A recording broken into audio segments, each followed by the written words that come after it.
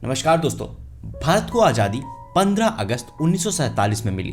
कुछ लोग तो याद रह गए, लेकिन बहुत सारे लोग इतिहास के पन्नों में खो के रह गए, क्योंकि स्वतंत्रता के लिए हजारों लाखों लोगों ने साथ दिया था। और वैसे ही जिक्र नहीं हुआ उन नेपाल और नेपाली लोगों का जिन्होंने भारत की स्वतंत्रता के लिए कुछ किया था, और उनका संघर्ष और बलिदान काफी बड़ा था, जिसमें उन लोगों को अपनों पर भी गोलियां चलानी पड़ी, क्योंकि उन लोगों को पता था किस तरह से ब्रिटिशर्स भारत में लोगों को दबाते और कुचलते थे।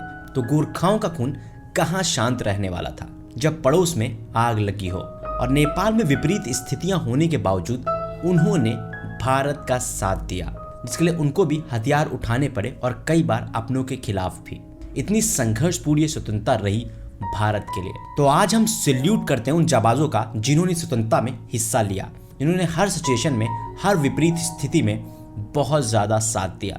तो उनको एक सैल्यूट तो बनता है, चाहे वो जिस भी देश से हों, क्योंकि उन सबको हर चीज से विपरीत इंसानियत दिखी कि किस तरह से गरीबों पर अत्याचार हो रहा है।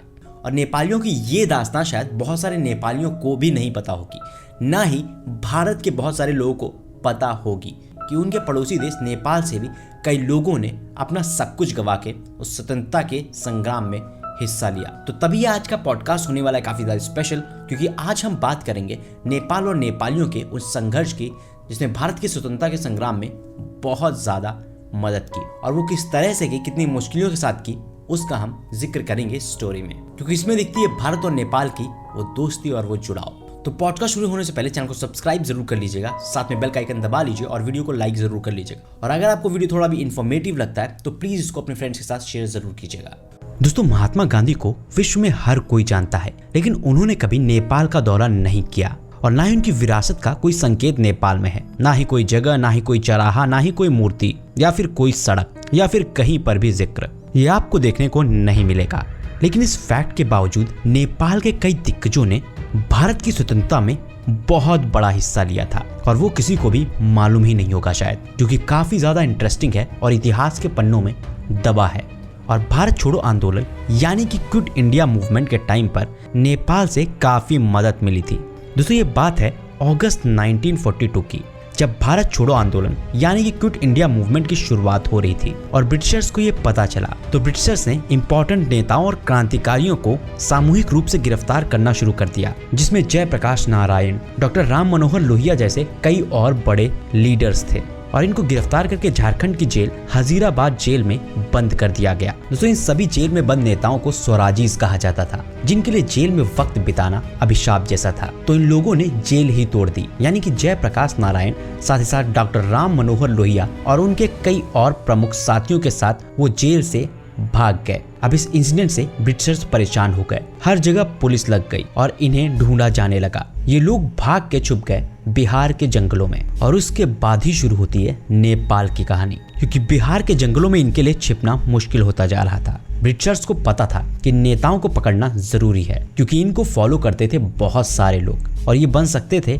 ब्रिटिश के अगेंस्ट एक बहुत बड़ी प्रॉब्लम। तो इन लोगों को बिहार के जंगलों से भागकर एक ही चारा था कि वो नेपाल भाग जाएं। लेकिन ये भी उनके लिए आसान नहीं था, क्योंकि उस समय नेपाल में राणा रेजिमेंट का शासन था। ब्रिटिशर्स और नेपाल के बीच में कई ट्रीटी भी साइन हो चुकी थी, जिसके चलते राणा रेजिमेंट ज्यादा कुछ कर नहीं सकती थी, और उनके फ्रेंडली रिलेशन ब्रिटिशर्स के साथ थे, क्योंकि उस समय वो समय की दरकार थी। तो नेपाल की भी पुलिस को अलर्ट पर कर दिया गया और बॉर्डर पर चेकिंग होने लगी। तो एक तरफ थी एक कड़ी सिक्योरिटी, और दूसरी तरफ इन लोगों को नेपाल में जाना भी था। तो इन्होंने एक प्लान बनाया, जो कि खुद में एक बहुत जबरदस्त स्टोरी है, जिसमें जयप्रकाश नारायण घोड़ी पर चढ़ते हैं, साथ ही एक महिला क्रांतिकारी जिनका नाम विजया पटवर्धन होता है, वो जाती हैं डोली में। यानी कि एक प्लान बनता है एक शादी का, और ये लोग बॉर्डर क्रॉस करते हैं ये चीज बोलकर कि सेठ जी अपनी दुल्हन को ले जा रहे हैं। तो कहीं ना कहीं ये सारे क्रांतिकारी सफल होते हैं नेपाल बॉर्डर क्रॉस करने में, और ये जाकर पहुंचते बानर झूला, जो कि कोसी डेल्टा में है, हनुमान नगर टाउन में। और ये पहुंचते हैं वहां अप्रैल 1943 में, जहां पर उनको मिलते हैं नेपाल में रहने वाले एक बहादुर और लिबरल लैंडलॉर्ड, जिनका नाम होता है रामेश्वर सिंह, और उन्होंने इनको रहने की जगह दी। और इन लोगों की क्रांतिकारी सोच और सही चीजों को देखते हुए रामेश्वर सिंह, जो कि एक नेपाली थे, वो भी इसका एक हिस्सा बनने लगे। फिर बानर झूला में ही एक कांग्रेस सोशलिस्ट पार्टी की कॉन्फ्रेंस होती है, जहां पर लोग आते हैं बिहार, यूपी, उड़ीसा, बंगाल, कई और जगह से। और यहाँ पर डिसाइड किया जाता है कि एक आजाद दस्ते की यूनिट को ट्रेन किया जाएगा जिसमें होंगे नेपाली रेवोल्यूशनरीज। और ये ट्रेनिंग करा रहे थे सरदार नित्यानंद, जो कि आजाद हिंद फौज में एक चीफ ट्रेनर हुआ करते थे। और उनके साथ थे 18 लोग जो कि नेपाली थे। और जब तक इनकी ट्रेनिंग चल ही रही थी तब तक ब्रिटिशर्स को पता चल गया कि स्वराजीज छिपे हैं कोसी में। फिर ब्रिटिशर्स ने गवर्नमेंट ऑफ नेपाल पर प्रेशर डाला कि वो अपनी पुलिस को भेजकर इनको पकड़े। और मिड मई 1943 में पुलिस बानर झूला पहुंचती है और अरेस्ट कर लेती है जयप्रकाश नारायण को, लोहिया को और साथ ही साथ सभी स्वराजी लोगों को जो कि इंडिया से भाग कर आए थे, और ले जाती उन सभी को हनुमानगढ़ जेल में।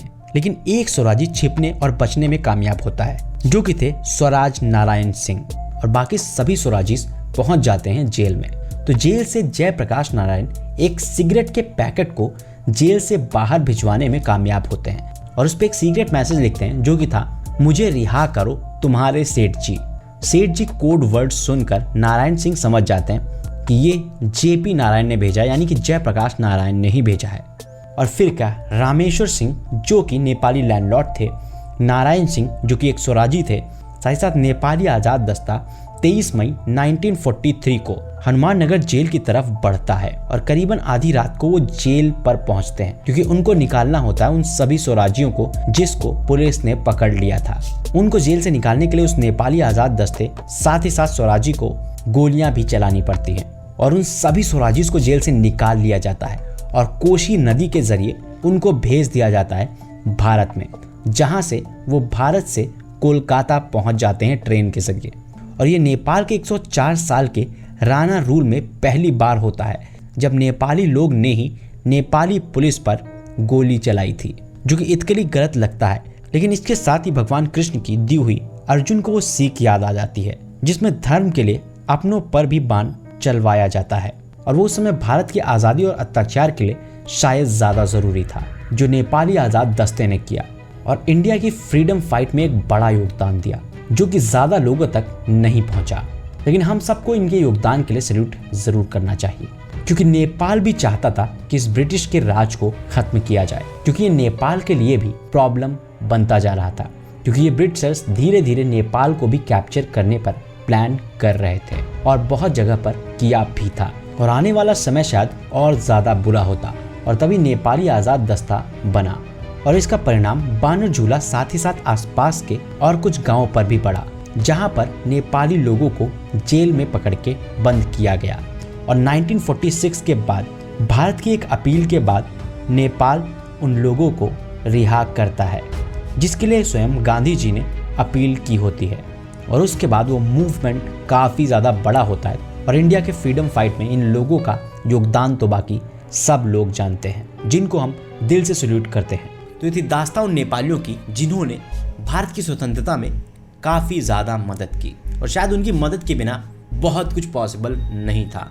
तो सैल्यूट करते हैं उन सारे ही नेपाली और साथ ही साथ और भी जाबाजों का जिन्होंने भारत की स्वतंत्रता के लिए संघर्ष किया।